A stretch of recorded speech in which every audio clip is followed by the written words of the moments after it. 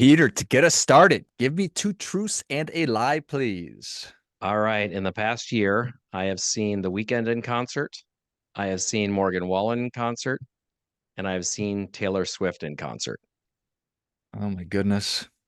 Those are excellent. Difficult. Okay. I know you've got three kids, but I don't know if you have sons or daughters or if that plays into this at all. I am going to say that you've not seen The Weeknd. You are correct. I've seen Yes. him, but not in the past year. So damn, that's impressive. All right. All right. So what was the context of Taylor Swift is a phenomenon, as all of these artists are? How was I've how was that taken experience?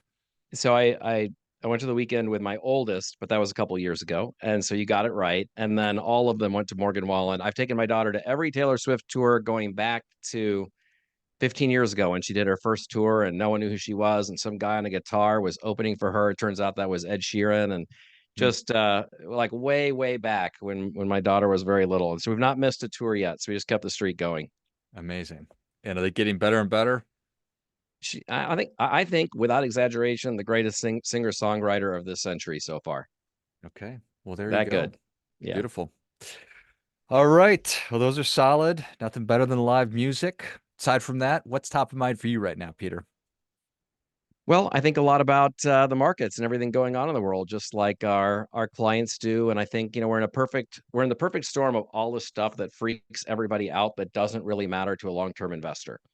War in Ukraine, war in the Middle East, either of those have a recipe. You can see it in a history book going from a small, well, not a small, but like a local war to a regional war to a world war. You see an election, you're probably one of the most contentious in a long time coming up with people with very, very different points of views about the world. You have all this interest rate trouble. You have inflation and the immigration issue. All of these things have real economic impact. But for the long-term investor, you know, these are not big factors. The big factors are innovation, technology, people emerging out of poverty over the next decade. And so it's really just keeping the eye on the ball, helping long-term investors keep their eye on the ball, keep their eye on the prize. Amen. It's not easy though. No, it's like there's just always something. And if you just go back 100 years, I mean, just imagine. I mean, people are like, oh, this is the craziest time to be alive. Like, really, worse than the Spanish flu and world wars? I mean, and the Great Depression. I mean, these are things are not perfect, but it's certainly much better than I'd say 95% of all points in history. One of my favorite quotes, and I don't know if it's Buddha or Jack Cornfield, says, "Tend to the parts of your garden that you can touch." Oh, I like that. I have not heard that. That's good. We're pulled in so many directions, and surprise is such a powerful emotion. So when I read a headline, I'm like, oh my gosh, that's happening right now. And I get sucked in, but it doesn't necessarily, it's not that it doesn't matter, but it doesn't necessarily matter as a long-term investor. Right. I don't know that it makes a lot of sense to be emotionally expended on it or to make investment decisions based upon it for sure. So here we are. We are at this point. I don't know if it's disruption. We've got technology is always advancing, and artificial intelligence. And you obviously head up this massive financial firm that's helping so many different people and managing so much money. How are you thinking about AI? Well, I think AI is going to change everything. I think it's impossible for us to overstate how incredible it's going to be, how much it will influence all of our lives. It's like the first day the internet came out. People thought it would be big, but no one could appreciate. This is that times, I think, 100. I think 1,000, 2,000 years from now, if the Earth is still spinning, and that's a big if, but if the Earth is still spinning and there are people on it and there are history books, there'll be, 7, 8 key points in history of the evolution of mankind, and they're going to point right to right now as one of those times. We are living in one of those times where we're going to see advances with technology and healthcare and quality of life that are unimaginable to us. And it's an exciting time to be alive. And how it pertains to financial, the delivery, or just how is it going to impact the work of professional advisors? Well, I think that first, a lot of people think, well, AI is going to come take my job. But if you look throughout history, you get the car, and then you get planes, and you get printing, and you get the internet, and Blockbuster takes out the mom and pop shop, and then Netflix takes out Blockbuster. But you know what happens is unemployment has gone down. We've just moved from really tough jobs to much easier jobs. Used to be one in two of us was a farmer not that long ago, and one in four was in manufacturing. Now, very tiny percentage are in farming and manufacturing, but unemployment is lower. And so I think AI really improves the quality of life for everybody. I think it will, like the internet and technology, make advisors more efficient. One advisor will be able to do a lot more, which means they'll be able to drive more value to the client for the same fee or lower their fee ultimately. The arc of farmers. One in two of us was a farmer back in the day. That's right. That's right. Out, Not that long ago. what a wonderful way to illustrate that. Yeah, and what's crazy is the couple percent of people that still are farmers are doing output many times more than half the population was doing at one point. So the power of technology. Is there anything about it that you're nervous or uncomfortable about? Oh, 100%. I think that the people that are fearing a surveillance society, I don't think that's crazy conspiratorial stuff. That's where we're heading. You know, everything you do, a computer, some technology is going to know what you're doing all the time. So you can put as positive a spin on that as you want. Like somebody mugs somebody somewhere, there is zero chance they're getting away with it when we go 10, 20 years out. But also, like this, any sense of privacy you had, forget it. You may as well have a chip in your hand, the way everyone's going to know everything that's happening all the time in the not too distant future. Hmm, that doesn't sound awesome. No, it does. That part does not sound awesome. But if you get sick, and all of a sudden you get a course of treatment that you would not have had, and you get to live 12 years longer. I mean, there's a lot of pros, and there are going to be cons. Yeah. Dichotomies and double-edged swords and yin and yang and all this Hmm. stuff, Peter. That's right. But you're positive about the future. Very, very positive. I think if you look in history, whenever you see demographics improving, and we've got over 1 billion people coming out of poverty in the next decade, and you see advancements in technology, and I think we're on the cusp of the greatest technological innovation mankind has ever seen. When you see those two things together, you see economic expansion and quality of life improve. It's not linear. Doesn't mean next year will be better than this year, but it definitely means that it'll be better a decade from now than today. So it's very friendly for investors, Yeah. long-term investors. So I wanted to ask about, I saw that you just recently did, maybe it was even today, you talked to some young people. What message do you share with young people about money? Well, with the young people, I tell them that the biggest advantage they have is the single biggest advantage of investing, and that's youth. I mean, nothing is more powerful than youth when it comes to investing, because throw your money in the S&P 500, it should double about every 7 years. Obviously, if you're 20, that's super compelling, right? You've got a lot of times for it to double. Yeah, it's almost impossible not to become a multimillionaire with very modest savings if you start in your 20s.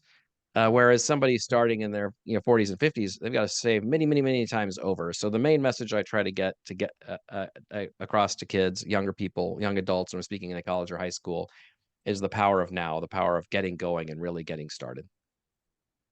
Why is that so hard for us? Once it's in motion, we tend to stay in motion. But like a little thing, like okay, I mean, if I tell people don't have an account, I go, look, go open an account, go today, go to the Schwab office, Fidelity office, open an account today. 95% of people aren't going to do it. But if you can get past that and start an automatic deposit of $20 or $1,000, whatever it is a month, most people just do it for the rest of their life and not even think about it. It's just really making that initial shift is tough for people. Inertia is a very real thing A both hundred percent. ways. Yes, Easy to keep it going, really hard to start that's it right. if I'm not in the That's right. habit of doing it. Yep.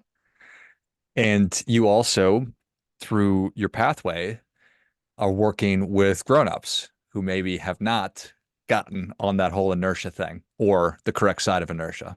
Right. So after we were kind of seeing all the turmoil that happened, a lot of social unrest and a lot of people's awareness about maybe some inequities, at creative planning, we've always supported a lot of different charities that provide help to people that need a break. Like, for example, tomorrow we do our annual event where we work at this place called Giving the Basics, where we put together things people can't get with food stamps, but that they need to go to school or get a job, like deodorant and feminine hygiene products and soap and shampoo. And so they distribute that to everybody. And those are the kinds of causes we support. But we were really looking to do something else. And we said, well, what do we have here? Well, we have experts in tax and law and in finance, and they could help business owners. And so we opened up Pathway in a community here that really needs it. And they provide education to teenagers. They provide education to adults and households. They provide education to business owners. And it's something that's been able to use the talent set that we have here in a way that I think has been great for the community. Yeah, I think that that's awesome. So you are the CEO of creative planning. Maybe this is a dumb question, but I'll just ask it. How do you identify? Do you say I'm CEO? And somebody asks you what do you do? What do you say? When somebody asks me, I usually tell them I'm a financial planner, I'm a wealth manager. That's almost always my answer. And that's what I do most of the day. And that's the only thing I have been for my entire career. Sometimes I had other titles, but I primarily just tell people I'm a financial planner. They kind of understand what that is. Okay, got it.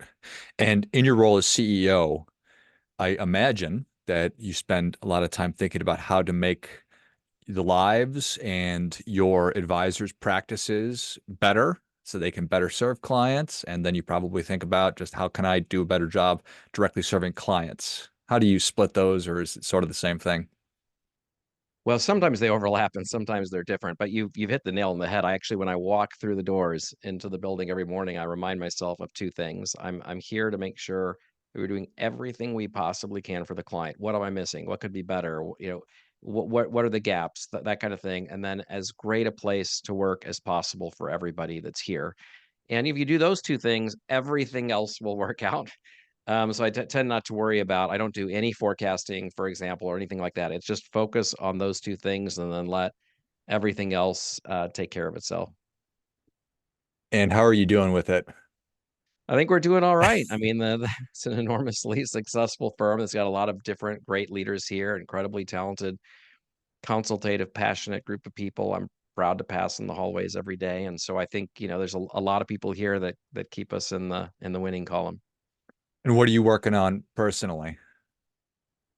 Well, I mean, personally, I just, as your kids get older, you get more and more intense about making every minute count. And so, personally, it's every minute I'm not here, I'm with the family or my friends, just getting as much out of life as I possibly can. Every day is a gift and a blessing, and I know that. And fortunate to be surrounded by a lot of people that I love, and you just try to make the most of all of that as much as possible.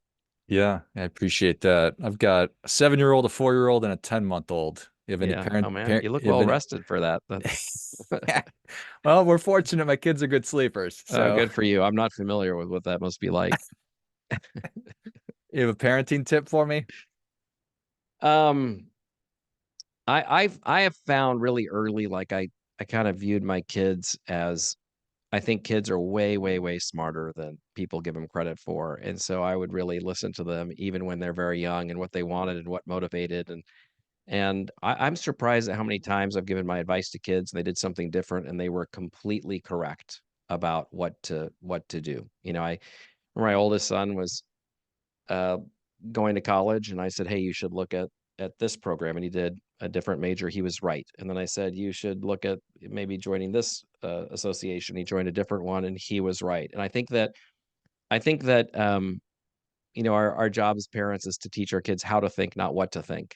If your kid grows up and believes every single thing you do exactly like you do, it does everything exactly like you do, well, then you really kind of impose yourself on them, right? And I just look at I'm very proud of my kids. They all went their own way. They did things that myself and my wife didn't do. They did it their own way, and I think that the things we really focused on transferring were the way to think, their values, and habits, but not really what they're doing day to day. Let them be their own people.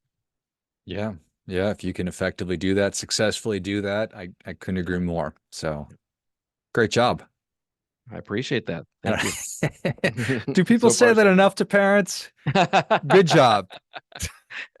I remember when we had our twins, and about 3 months in, I told my wife, I'm actually surprised at how many kids are alive. Parenting is so hard. You're like, how are so many people doing this effectively? Yeah, I think it's quite a project in the phase that you're in with at least one of them still.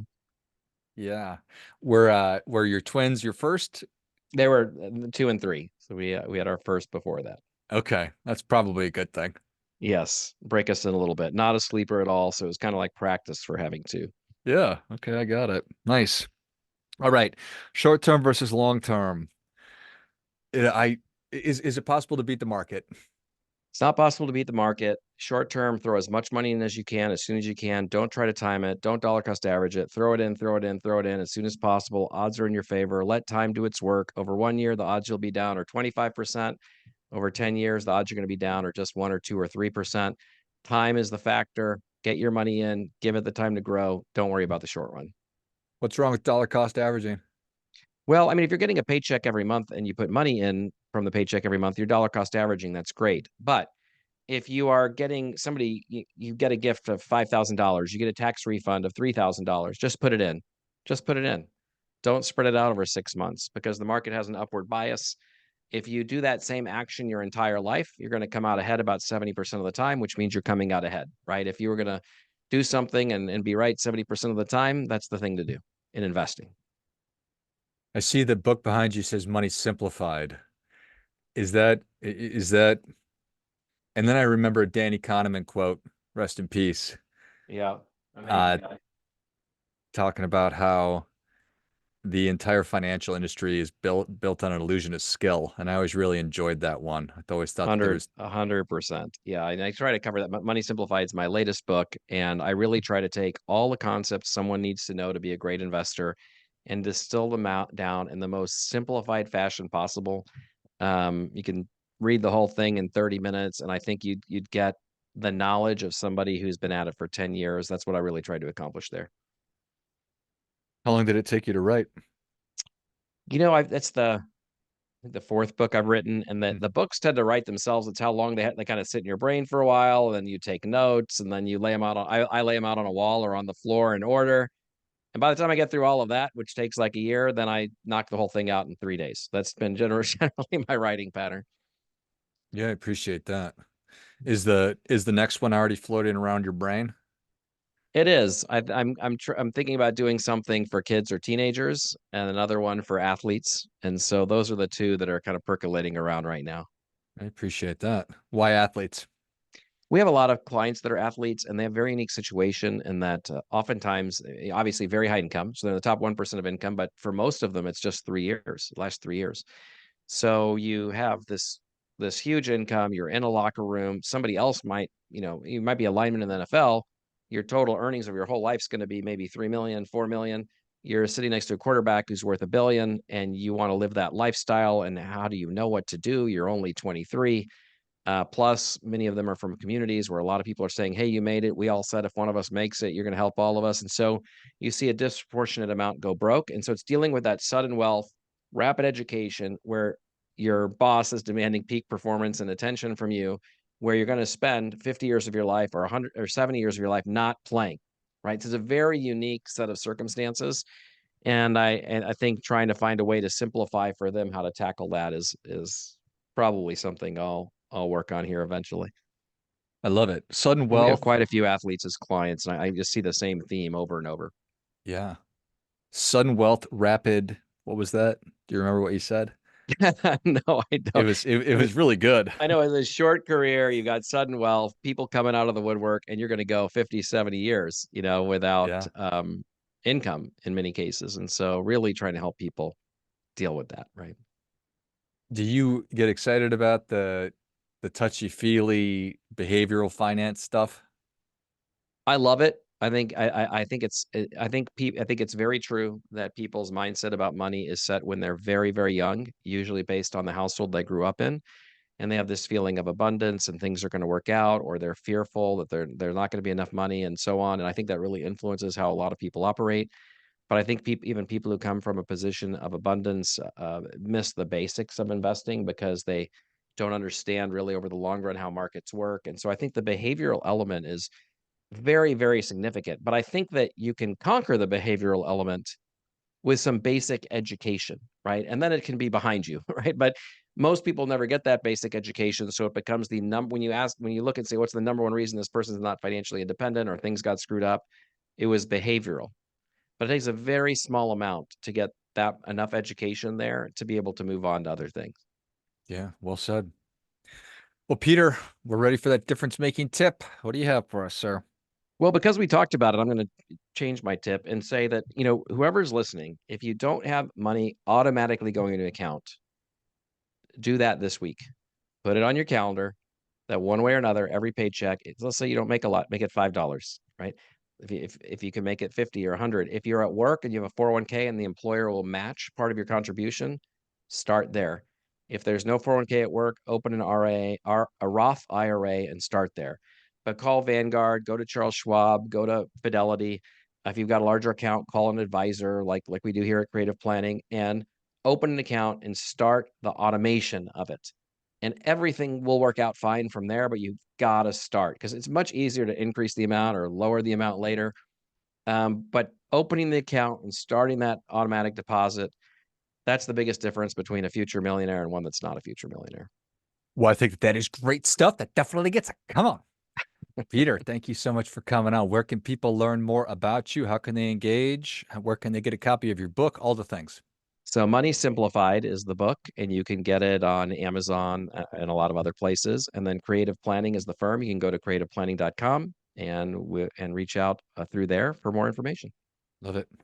Well, if you enjoyed as much as I did, show Peter your appreciation. Share today's show with a friend who also appreciates good ideas. Pick up your copy of Money Simplified wherever you buy your books, certainly Amazon. Go to creativeplanning.com and just get started. Just like Peter was saying, the difference making tip. If you're not currently automatically saving money, get started with that. Stop listening. Go do that immediately. Thanks again, Peter. Thanks, George. And a friendly reminder, never going to be anybody more interested in your financial success than you are. So act accordingly.